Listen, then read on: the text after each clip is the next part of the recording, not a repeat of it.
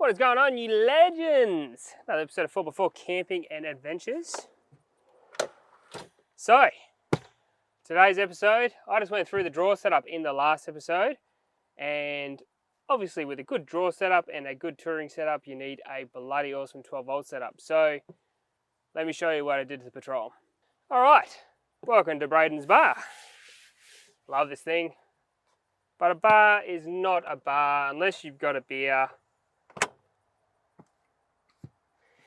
And the fridge is all running, so 12 volt is the topic of the day. All right, let's go from top to bottom, what I did, what I've installed, who did it all for me, and all that kind of jazz in this video. So first things first, let's crack a beer. Oh, she's a bit foamy. All right, let's go through the switch panel. So the switch panel down here pretty much runs my whole setup. It's very, very simple. So how it works is this panel talks to a fuse box that's in the back, so just behind the seats. And that fuse box essentially allows everything to be plugged into it. So the fridge, the travel buddy, the air compressor, all that kind of stuff is pretty much controlled by this switch panel. So what I can do is actually physically turn off my fridge. I can physically turn off my travel buddy. Obviously compressor on, turn my lights on, all that kind of stuff with this switch panel. So the idea behind it really was just to have one location where I could pretty much control all my 12 volt, and I've still got one channel left after installing the lights for other things on there. So if I put anything else in the car, pretty much I can run another thing off this switch panel, which is awesome. Underneath the switch panel, you've got the Submarine. Now this little guy pretty much shows all my information about the 12 volt setup. So first things first, let me go through what it does. It shows time remaining, it shows your voltage, it shows your current draw, all that kind of stuff from the fridge. It also shows, if you set it up properly, your total amperage of your batteries, all that kind of stuff. At the moment, because the fridge is running, it's saying I've got 24 hours left on the battery. It's at 96%, and when this fridge turns back off, it'll be a couple of days, which is pretty awesome.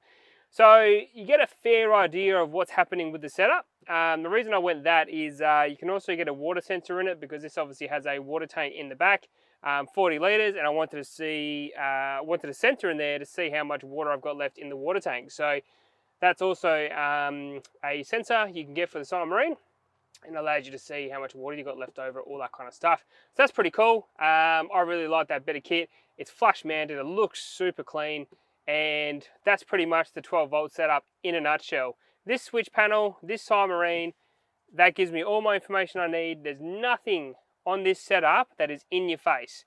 So when I say that is behind the seats, I'll show you up a photo, but because it's pretty hard to get a sort of video of it, behind the seats, I've got my 1000 watt inverter, which is a EnerDrive 1000 watt inverter.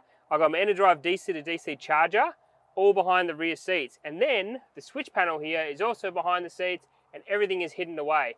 The reason I wanted everything hidden away is, for one, I don't want things banging into it, knocking stuff around and all that kind of thing. Two, you're in a wagon. Using this space, or having space in the first place, is a premium. So I wanted to make sure nothing was pretty much, I could have stuff up here, I could have had the 1000 watt inverter up here, but then it's another thing to be in the way, another thing to get hit, another thing that's taking up space. So everything hidden away behind the seats, in my eyes, is a perfect setup, and it also gives it a really clean look, which I like a lot.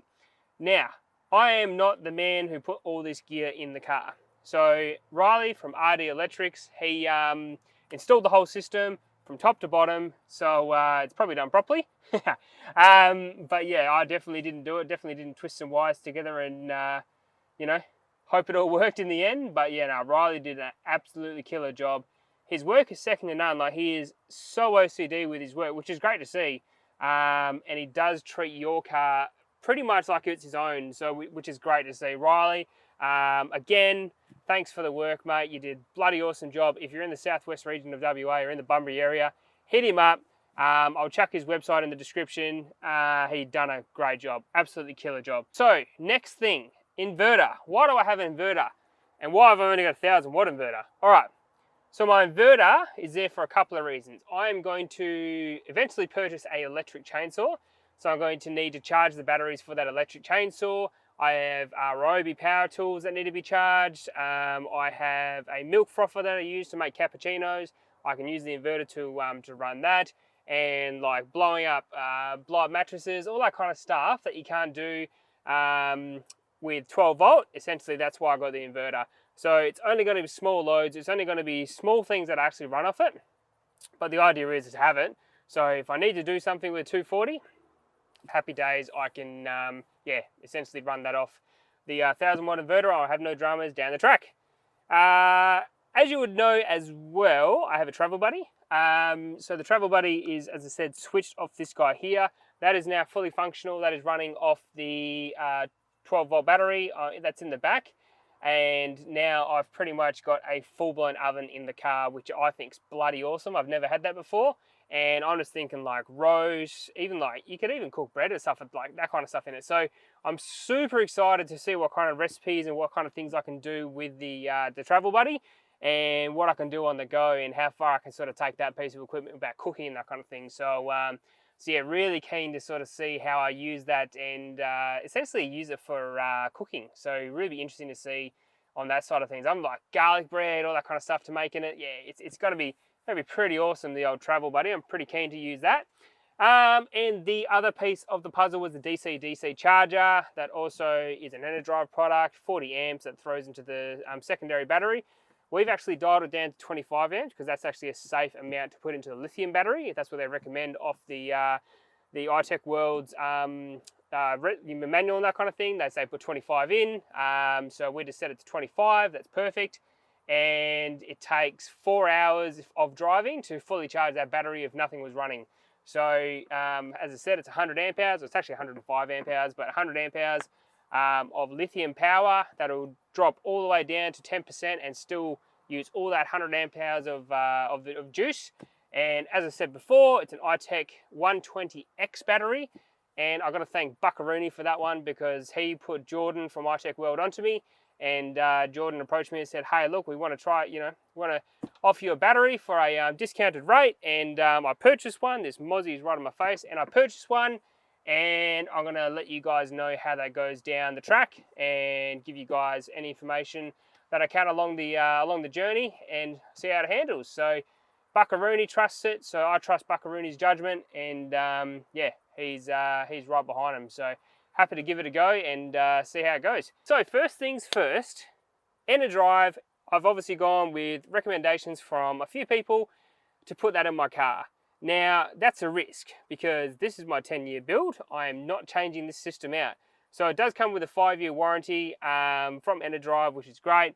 So I'm hoping not have to use that warranty, but at the same time, I'm putting a lot of faith into that product. So my thoughts, as always, with most of these videos is give you guys a bit of an update in 6 months, 12 months time on how that gear is going. If I have any niggles, if I have any dramas along the way, of course you guys will be told about it, because as I said, I've got no affiliation with these brands.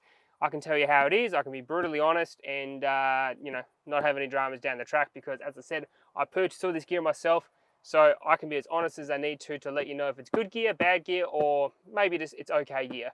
But from everything I've read, everyone I've spoken to, I haven't heard a bad thing about Enerdrive. They have been, honestly, had probably one of the best respected brands that I've seen in the four-wheel drive market in a long time. Haven't had a person who has had a drama. Doesn't mean there aren't people out there who haven't had a drama with Enerdrive. I just haven't met that person yet, but I'm super keen to see how it goes along the way. In the week it's been in the car, I haven't had any dramas with the whole system. It's been working flawlessly, so that's a testament to Riley. And as I said, this whole system is, at the moment I've got 95% charge, and the fridge is still running because I only just recently turned it back on, because I turned it off for a couple of days, but I just turned it back on. So that's getting to temperature now, so it's drawing about 3 amps, I think it is. And that will go down to about 1.5 when it's just ticking through. It uses 1.5 amps per hour over 24 hours, I believe, off the top of my head. So roughly about 20, 24, 30 amps over 24 hours, which isn't too bad at all, considering it's a fridge and a freezer. Let's actually talk about the fridge, because I talked about it a little bit briefly in the drawers video, but let me get into detail about the Bushman DCX. Now I'm really happy when upright. There's a couple of reasons why I went upright. purely for space. The physical footprint of this is much smaller than, let's say, an 85 or 95 litre Waco. Yes, it has a smaller freezer, but 9 times out of 10, I'm not doing much freezing when I'm going out camping anyway. So, and I've got the 50 litre Waco as a freezer that I put in the camper trailer. So, don't really need a huge freezer. The other reason, obviously, I've got the 40 litre water tank behind this guy here. And if I had a normal fridge, or a long fridge, or whatever you want to call them, I wouldn't have had space to put that 40 litre water tank in the back. So definite upsides, downsides. Now, food can fall out of this if you went up a big hill climb and, for example, all the food went to the front of the fridge. Now, it's not too bad once you get these bars in there. So once you put the bars in here, see if I can get that shot on camera. Once you put these bars in here, there's no real issues with food falling out. But without those, yes, 100% your food will fall out and slide out if you are going up the right fridge. But those bars are like 30 bucks. Just spend 30 bucks, get the bars, and they're easy to move out of the way when you're getting food out and that kind of thing, so it's not a big drama. But I'm super happy I went with an upright, and it is an awesome fridge so far. It keeps beers super duper cold, and super quiet too. You barely hear this thing running, so even in the car, because it is right behind me, yeah, you don't even notice this thing running in the background, so it's definitely super quiet. So that's the Bushman 85 litre fridge. I'll keep you updated on how that goes along the way. What else can I talk about? I've got a solar input, which is just behind here. There's a solar Anderson plug. There's bloody little mozzies. There's a solar Anderson plug that I can pretty much go through the driver's side rear door, and I can plug in a solar blanket to recharge my batteries if I need to. But honestly, I don't even think I need solar at the moment, because really in the back here, I haven't got enough to really physically drain the system. Unless I ran the Travel Buddy for like 4 hours with no charge going into it, yeah, 100%, I'll probably drain that battery.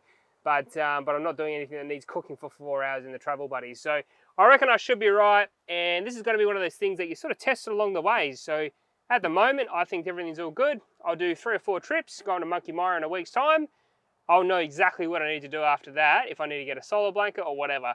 So, so yeah, no, pretty happy with the whole setup right now. And as I said, simpler the better. DC to DC charger, inverter, solar input, my Cymarine for all my battery monitoring. I've got my switch panel there, which, as I said, runs everything from the fridge to the Travel Buddy to all my compressors and water pumps. And that's it. That's my whole system. Talking about water pump, it's just a standard water pump that goes from the 40 litre tank to this outlet here, so I can wash my feet off or set up the portable shower that I've got set up here. And the only other thing that's really 12 volt is this little light here, which I use off auxiliary 2 for just extra light when I'm cooking and camping and all that kind of stuff. That's a recent addition. It's a Light Force rock light, so definitely nice flush mounted, and yeah, see how that goes along the way.